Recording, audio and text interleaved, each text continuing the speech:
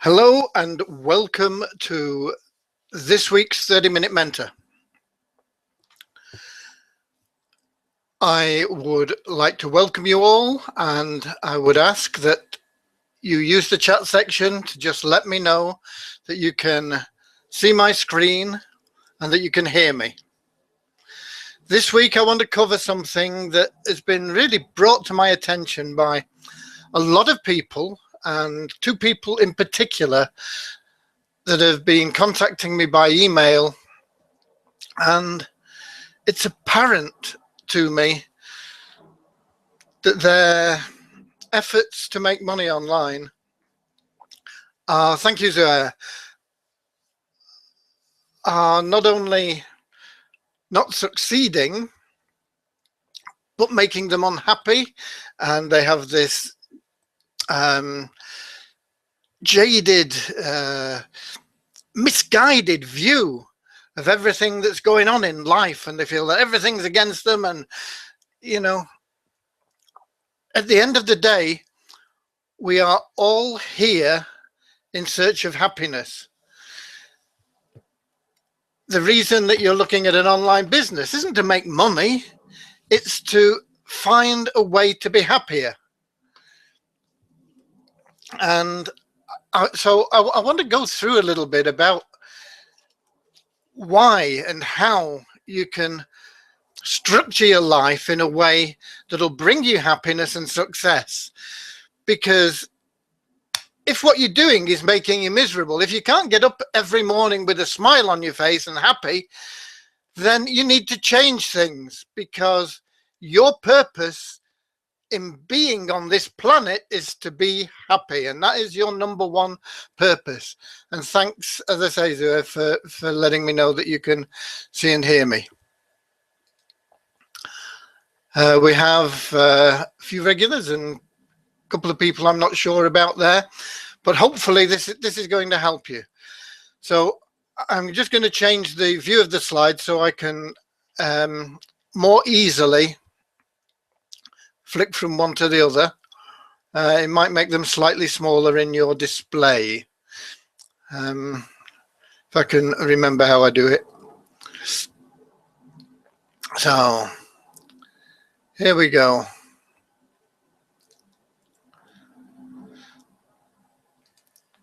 I found a quote from Billy Joel. In fact, it was sent to me by Bob Proctor, either yesterday or the day before. And this really sums up what I'm talking about. If you're not doing what you love, you're wasting your time. And I believe we all have the right to God's abundance. It's provided for us. It's there. We are born with that innate right. And the only thing that stops us having everything that we want in life, unless we're born into extremely unfortunate circumstances, famine and drought and this sort of thing. But for most people, all that stops us getting what we want is not understanding what it's all about. And there are 7 pillars of abundance. And these lead to a complete balance in life. And the first of those is peace. And I'm not talking about war and peace type peace. I'm talking about peace of mind. And this is partly mental and partly spiritual. You've got to be in tune with everything. The 7 pillars of abundance don't work independently, and it's not like a table that has 7 legs. You take one away, it'll be a bit wobbly, but it'll still stand up. You take one of the pillars away from abundance, and because they all work together, because they're all synergistic, you take one of them away and the whole thing collapses. So you'll find that a lot of these overlap, but peace is the first of these, and that's peace of mind. And you've got to have that spiritual peace of mind to attain true peace. And hope. Christopher Reeve said, once you choose hope, anything's possible. And there's a well-known saying that says, where there's life, there's hope. But I believe that's the wrong way around. I believe that where there's hope, there's life. And when I was looking on the internet for this, I found that a young girl had discovered this years and years ago, locked in an attic, and that's Anne Frank. She actually wrote, where there's hope, there's life. It fills us with fresh courage and makes us strong again. And another quote I found from her about the same sort of thing is, think of all the beauty still left around you and be happy. What an amazing young woman this was. But she had hope within her heart, and that brought her peace and harmony. When we talk about harmony, we're not talking about the musical version. We're talking about everything being in tune, everything being in line, peace and hope and harmony all working together, spiritually, mentally, physically, everything in tune. The fourth is health. And this isn't just bodily health, it's spiritual and mind as well. It's having a healthy attitude. A healthy attitude's contagious, but don't wait to catch it from others. Be a carrier, said Tom Stoppard. And what a wonderful, wonderful attitude that is. Why not go out there as a carrier of a good attitude and spread it? Wealth is what people are always preoccupied with and concerned with, what they think they're striving for. But wealth, true wealth, isn't about material assets. A man's true wealth is the good he does in the world. Beauty is eternity, gazing at itself in a mirror. But you are eternity and you are the mirror, said Kahlil Gibran. It's all about what you have within you and what you're prepared to offer others. And happiness is intrinsic. It's what we are really truly seeking, and it's what all these things are designed to provide for us. And this was a nice quote I found. It said, don't try to figure out where you'll find true happiness. Just try to make others happy, and happiness will find you. You've probably experienced this. I'm sure that at some time you've done a good turn for somebody, maybe anonymously, maybe just on the spur of the moment, and you've felt that wonderful warmth and glow inside you. And that is what happiness is about. And this is true happiness. Nelson Mandela, great man, said there's no passion to be found playing small in settling for a life that is less than the one you are capable of living. You've got to get outside yourself. You've got to have that joy of life that makes you want to get out into the world and spread that joy everywhere with love. And love, I'm not talking about the love between a man and a woman. That's just a tiny part of love. It's very powerful. It can be very strong. It's a wonderful thing. But Mahatma Gandhi said, where there is love, there is life. You see how this fits in with hope? Where there's hope, there's life. It's all about the 7 pillars fitting together. And love, we're talking about universal love. Universal love has no expectation of reciprocation or reward. It's like a mother's love. It's entirely selfless and it looks for nothing in return. Universal love is when we treat all of God's creatures with caring, compassion, patience, kindness, and the feeling of complete oneness with them all.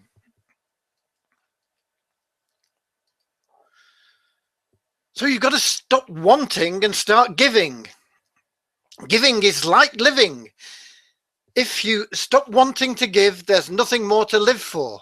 That's a quote from Audrey Hepburn, who's probably best known as a film star, but she was a wonderful humanitarian and did an awful lot of great deeds and has an amazing amount of wonderful quotes if you want to look her up.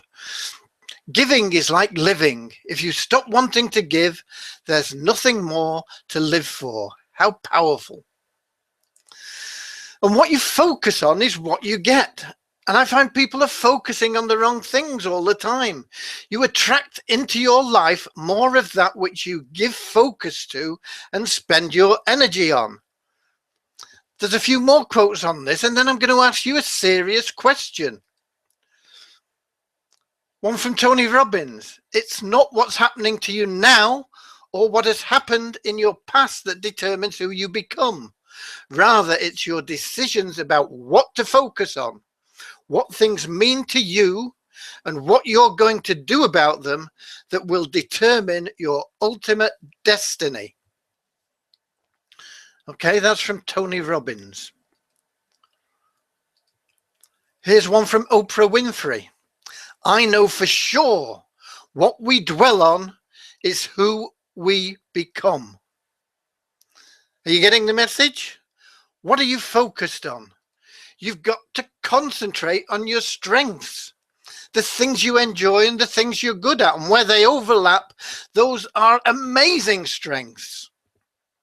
But what happens? What do people focus on? What do the people that come to me focus on? What are they talking about? They're talking about, oh, I can't do this. I'm no good at that. I struggle with this. You see, they're focusing on the things that they're not good at. They're focusing on the things that they lack. They're not focusing on their strengths, on the things that they are good at, on what they have to offer. They're not focusing on what they are going to become. They're not focusing on getting out of that limiting mind frame. They're stuck within it by looking at what they can't do, what they're not good at. Oh, I'm not very computer literate. Oh, I can't write letters. I don't like speaking to people. I don't like using the phone. You know, they're not focusing on the things that they're good at. They're not focusing on where they want to be. You've got to use your strengths. You've got to know what your strengths are. Use them. Do what you love. And do work worth paying for that solves a problem or helps others. How often have I talked about this in marketing? Solving problems. That is all that marketing is about. Finding a problem that somebody has, helping them solve it. If somebody can solve a problem they've got, they'll pay you for it. And if no matter how small that problem is, or how big that problem is, they're prepared to hand over cash. And if you can solve a really big problem, they'll pay a fortune for it. If it's a little problem, they'll still pay handsomely for it. Sometimes what seems like a little problem to you, because you're looking at it from the outside, is a really big problem to somebody else because they don't know how to get over it. Find out what problems people have and use your strengths to solve them. Help other people. Live your life with purpose and focus on your blessings, not your misfortunes. There's a song, I think it's from White Christmas. It was sung by Bing Crosby, I think, in White Christmas. And it goes, when I'm weary and I can't sleep, I count my blessings instead of sheep, and I fall asleep counting my blessings. And, you know, that's a great thing. That's a great attitude to have. Focus on your blessings. Think about what you have. Focus on your strengths, not your weaknesses. Be yourself, because there's only one of you. Everybody else is taken. Don't wait for approval from others. But most importantly, have a positive and humble mindset no matter what situation you're in. Count your blessings, not your problems, and you'll realize how beautiful your life truly is. I don't know this guy, but it's a great piece of writing. Troy Armdahl. An amazing bit of writing. Focus on your strengths, not your weaknesses. Be yourself. Don't wait for the approval of others. And most importantly, have a positive and humble mindset no matter what situation you're in. Count your blessings, not your problems, and you'll realize how beautiful your life truly is. Wonderful, wonderful sentiments. So there we go. That is so far. But I've found that this is what you need to make it happen, because you become what you think about most of the time. That was Earl Nightingale. He was one of the earliest of the modern personal development masters, probably about 1930s, something like that. You become what you think about most of the time. So what do you need to make this happen? You need balance, you need priority, you need realignment, you need reorganization, and you need to have an everyday plan centered on all those things. And ideally, you need community encouragement and support. And that can be difficult in internet marketing, because until you are successful, people will tell you it doesn't work. They'll tell you you're wasting your time, you're wasting your money, it's a scam. Even the people that you normally look to for your greatest support, your spouse, your parents, will tell you all the same. They'll be really bad for you. So you've got to get into a community where people will help you and tell you that you can. You've got to get into groups, get into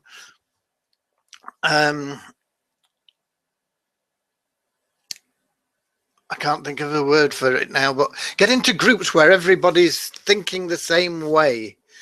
Support groups where everybody is looking to improve themselves and to be successful. Think about those 7 pillars. But you need to know what your strengths are. Think about your 5 best strengths. What are they? List them in order of strength. And then rather than looking at your weakness and say, oh, I can't do this, how am I going to make this work? Take strength number 5 and concentrate on making that strength number 1, so that you're improving your strengths instead of focusing on your weaknesses. Maybe you don't know what your strengths are. Maybe you're struggling to think, oh, well, what am I good at? What are my strengths? Because they come in all sorts of different ways. And there's a great book by Tom Rath, Strengths Finder. And when you buy the book, you get access to a questionnaire, like a little quiz thing. It'll probably take you 35 minutes or something like that to complete it. And at the end of that quiz, it'll come out with what your 5 strengths are, and it'll list them in order of what is the most, the biggest strength you have, what is the second biggest strength you have, and so on. And you may find out things that you agree with, you may find out things that surprise you, and then you can formulate a plan to build around your strengths. I'm not looking at the world through rose-tinted glasses. I know that sometimes there are tasks we do that at the time of doing them, we don't particularly enjoy them. But if they're leading us down the path to where we want to go, then provided that ultimate enjoyment outweighs the task, it's worth doing, isn't it? I mean, there may be things that you say, oh, you know, I really don't like doing this. Maybe it's ironing a shirt or something like that. I don't like ironing shirts. But maybe you feel really good when you put on that shirt and it looks crisp and clean and beautifully laundered and ironed. Maybe you don't like mowing the lawn. I mean, personally, I love it because to me, it's instant gratification. You get the lawnmower out and you go zoom, zoom, zoom, zoom, zoom, and you look at it before and you look at it after and you think, wow, that's a job well done. It's instant gratification, and that's what people love. But maybe you don't like doing it, but maybe the joy of that lawn looking good is something that it's worth going through that for.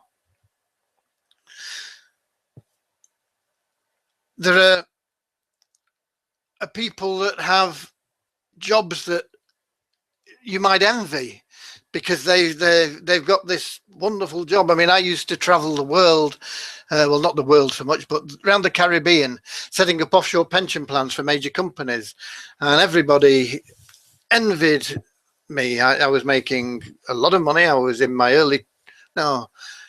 mid 20s, making a lot of money, tax free, traveling around the Caribbean. And as I say, people used to say, oh, I wish I had that job. And all I could think of was, how do I get out of it? How can I get out of this job? Because I just didn't enjoy it. I didn't enjoy the end results. I didn't enjoy doing what I was doing. I didn't enjoy the traveling because I couldn't travel in my own time and my own speed. So there are things, and if you don't enjoy them, if the end result isn't big enough to make it worthwhile, then you've got to get out. And that's what I did. And people thought I was crazy to give up that lifestyle and that job. I was living in Bermuda, nice house paid for, I say it was many people's dreams, but it wasn't my dream. So if what you're doing is not making you happy, it doesn't matter how much it's paying you financially, it doesn't matter what other people think about your success, it's not the right path. You've got to be on a path to your vision of what your perfect lifestyle, what your happiness is. And this book will help you. And I've got I've got a link to it. Just let me get back where I am here, and we go to Poppins and select the offer. Tom Rath, here we go. Load, display offer. There you go. I can't give it you free. It's something I bought. I can't remember what I paid for it now. It was under $20, I think. If you use that link, it goes to my affiliate link. Whether you buy it or not, using my affiliate link makes no difference to me whatsoever. But it's there. I appreciate it if you do. I don't mind if you don't. But take a look at it and see whether you think it's worthwhile for you.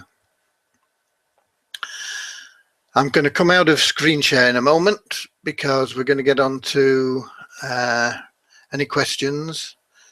Let me get back to then. I can put that slide up. There you go. Got questions. Any who's, what's, where's, when's, why's, how's, any questions at all, I've got the answers. And if I haven't, I'll find out for you. Now then, let me get back here. So that's what I've got for you today. You may feel this isn't relevant to marketing, but it is more than relevant, because if you're not happy, if you're coming from this point of desperation, looking to get rather than to give,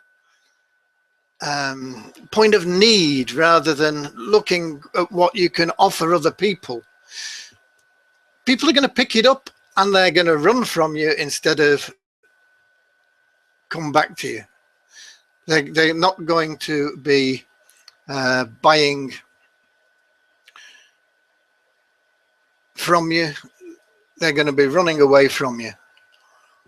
So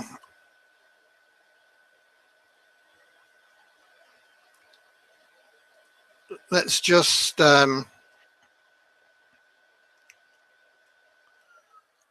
hope that you take this in.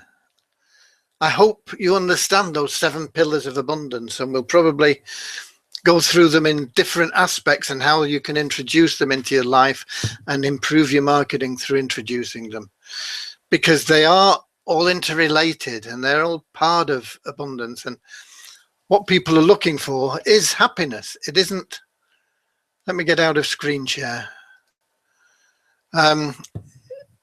It isn't wealth. It isn't wealth. It's happiness. There's another book here. I don't know whether can you see this. Don't know whether you can see that. It's The Art of Happiness. Anyway, it's by the Dalai Lama, or it was co-written. It was actually an interview with the Dalai Lama conducted by this guy, Howard C. Cutler. But it's a very good book. The Dalai Lama says, I believe that the very purpose of life is to seek happiness. And that's clear whether one believes in religion or not. Whether one believes in this religion or that religion, we are all seeking something better in life. So I think the very motion of our life is towards happiness. And this is all about it. The Art of Happiness. A very, very good book. Something else you can look for. I haven't got any links for it. I've had this book for a number of years. Don't know what it cost. Looks like I bought this in the States and it was $23.95, and that's the hardback version. I don't know whether they have a paperback. I don't know whether they have any Kindles or anything like that. But $23 if you're in the UK. What's that? That's about £17, I suppose. 17, 18. Yeah, 16 or 17 pound. Great book. Any questions? May I recommend a short book that may make a difference to any? Sure, Zuhair. Whack it up there. Whack it up on the in the chat section. Let's and if I've not read it, I'll probably have a read of it as well.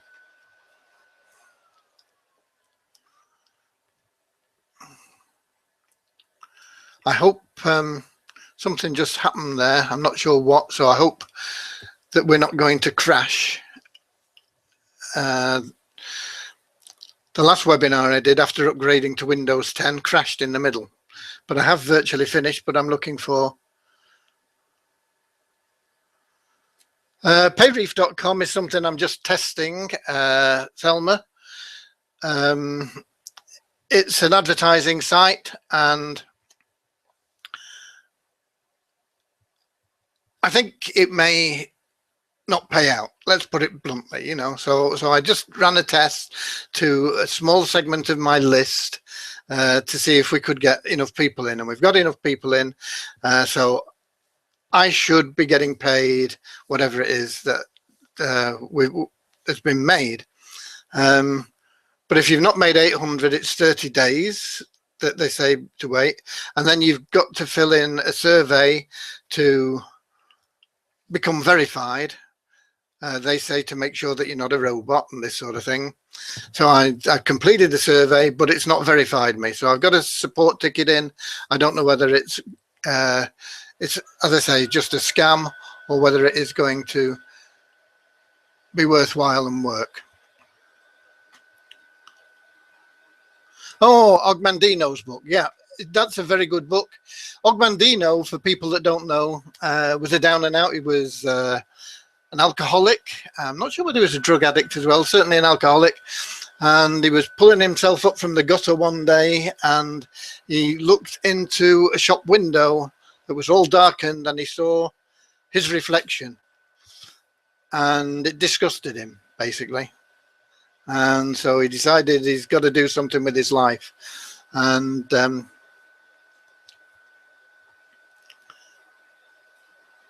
it's a well worthwhile read. Yeah, Og Mandino. It is linked to sales, but it's not just how to handle objections and this sort of thing. As Zuhair quite rightly points out, it's about the process of harmony and bringing that into everything in your life. So yeah, that's another good read. There are a lot of people that have been really down, drug addicts, or they've almost lost their lives, or they've been at a particular low ebb in life, and that has spurred them on because they think, well, I'm here, whatever I do has got to be an improvement. And so they've gone and they've climbed the stairs, and once they started climbing, they've not been able to stop. They've just got going and got going. And it's the same for you. You don't have to hit rock bottom to start. I've had my ups and downs. I've never been at rock bottom, and I've done pretty well, you know. And you don't have to be at rock bottom to start. You just have to decide that where you are isn't where you want to be and where you're going to be, because where you are today has nothing to do with where you're going to be tomorrow and the day after and the day after. The actions you take today are going to influence where you are tomorrow and the day after and the day after. And you only need tiny, tiny improvements on a daily basis. Just 1% improvement. Just a tiny 1% improvement in some aspect of your life every day at the end of a year is a 350% improvement. In fact, it's more because it compounds. If you add the compounding in, it's probably 1,000% increase. And when you look back, you can see where you've come from, and it'll amaze you. But you've just got to get started, and you've just got to do it. Get that plan, put it into action, and be proactive.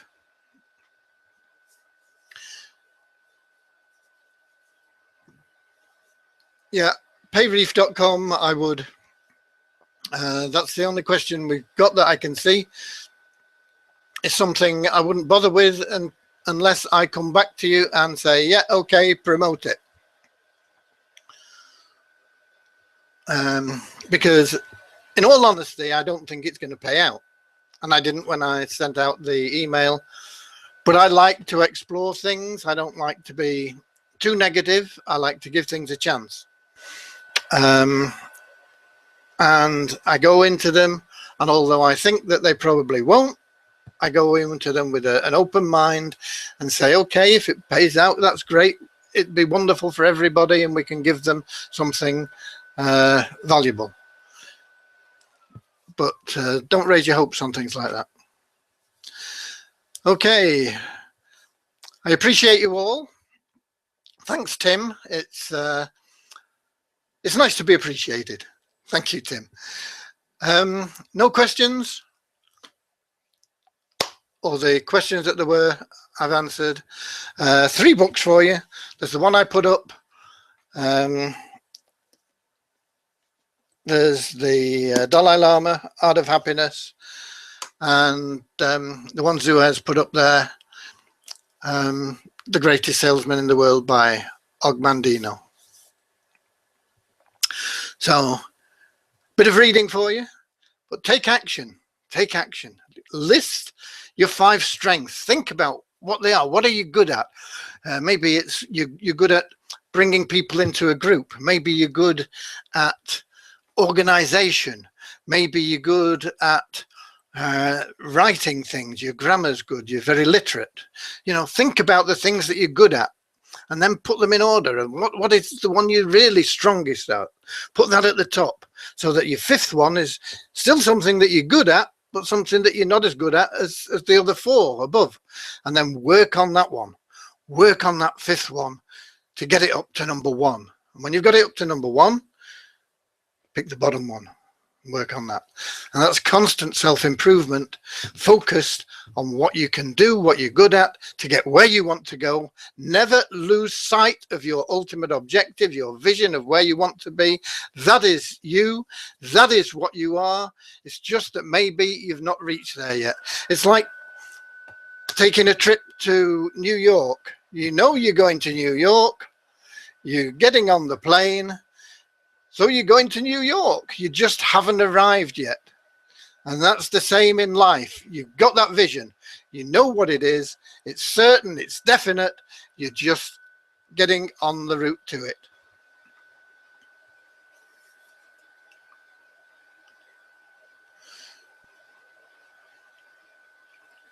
Okay, there's a tip from Terence there. If you go to Amazon and join Audible Book Monthly, you can get 2 books for free.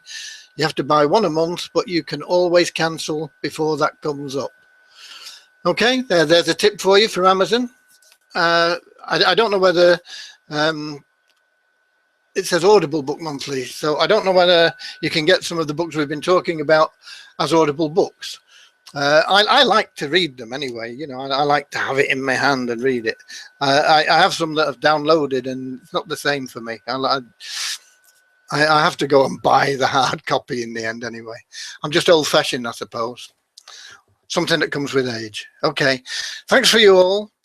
Thanks for taking part, particularly those who've commented.